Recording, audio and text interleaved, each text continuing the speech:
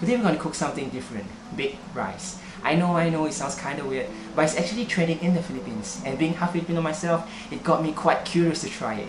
And when I actually try it, it's surprisingly good. It kind of reminds me of Hong Kong style baked rice. So we're just going to tinker around with the standard recipe, improve it here and there, see what we can do to make it better.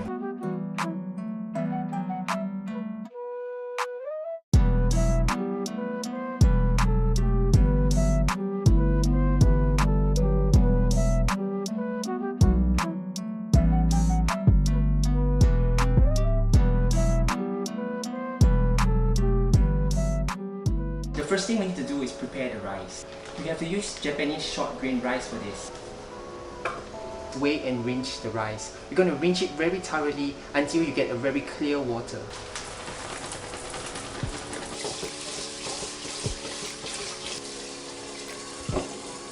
So you want to wash the rice very quickly. You don't want to let the rice absorb any of those cloudy water. You'll probably repeat this process for about 4 to 5 times until you get a very clear water. So we're just going to let it soak for about 30 minutes. So in the meanwhile, we will just prepare the sushi seasonings. In a mixing bowl, we're just going to combine rice vinegar, salt and sugar.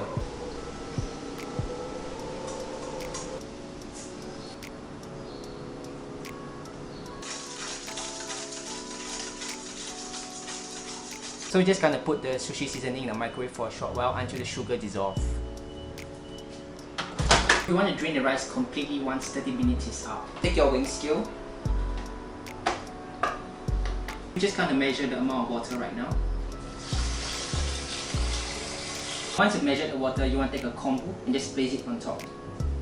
Then you're just gonna let it cook on the rice cooker.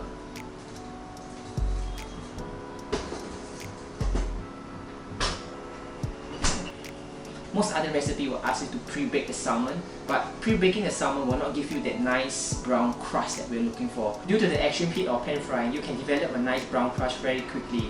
This is something that the oven cannot achieve. Usually when we bake salmon in the oven, we have some kind of glaze to actually aid in the browning process. Place the pan on the stove, drizzle in a good amount of oil, and fry salmon skin side down over medium-high heat. Season well with salt. Flip it over once skin is crispy and well browned.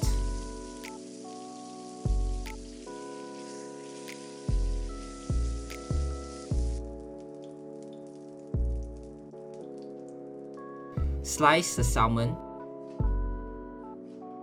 shred it to smaller pieces, then lastly season generously with pepper.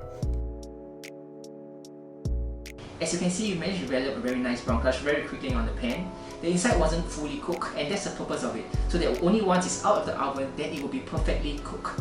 Overcooked salmon tends to be really stringy and tough, so we have to avoid that. Next, we'll just slice the avocado. So we're gonna slice it into half. Slice it around the seed. Scoop out the avocado from the skin. Then proceed to slice it evenly.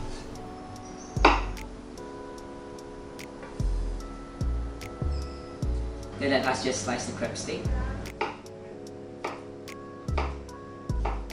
Or water. You go buy something to eat? What do you buy? Once the rice is ready, we're going to pan fry it in the pan.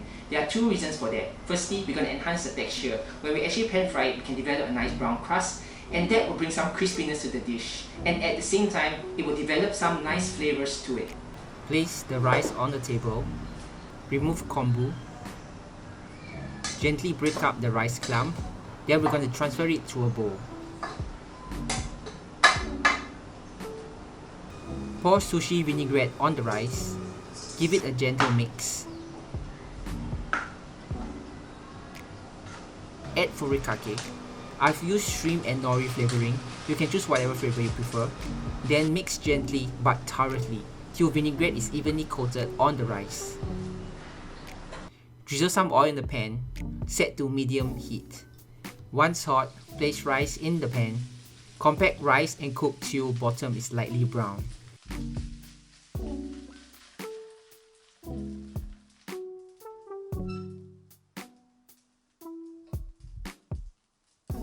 Place the aluminium foil on the casserole so that it will be easy to clean up after you're done eating. Place rice into the casserole Look at the brown crust here. It's gonna add so much flavor. and compact it like normal sushi. Just want to compact the rice together. Add avocado, crab stick, salmon. Usually cream cheese is used in this recipe, but I prefer mozzarella.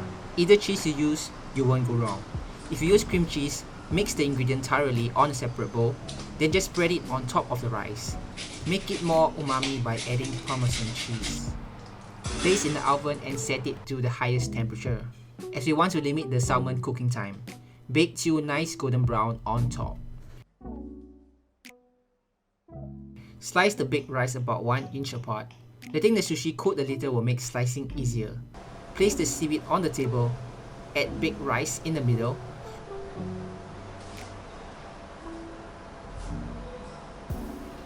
Drizzle in some Japanese mayo. And garnish with Tobiko egg.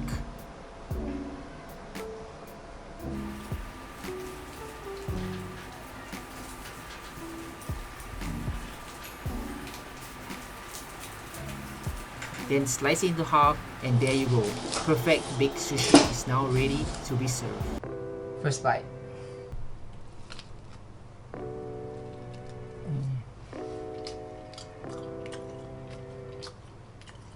As weird as baked sushi is, don't sleep on it, man. This is the bomb, man. Like, for real. It's really good.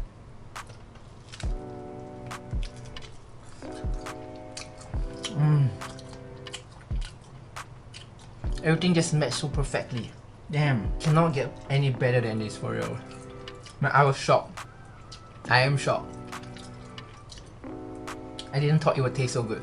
I really didn't thought it would taste so good. You could taste the crispiness from the rice, you know, it's slightly sweet, slightly salty. You can taste the furikake in it, like damn. The salmon has a deep brown crust. When you bite on it, it really contributes a lot to the taste. You guys try to make this too. It's not difficult, it's really easy.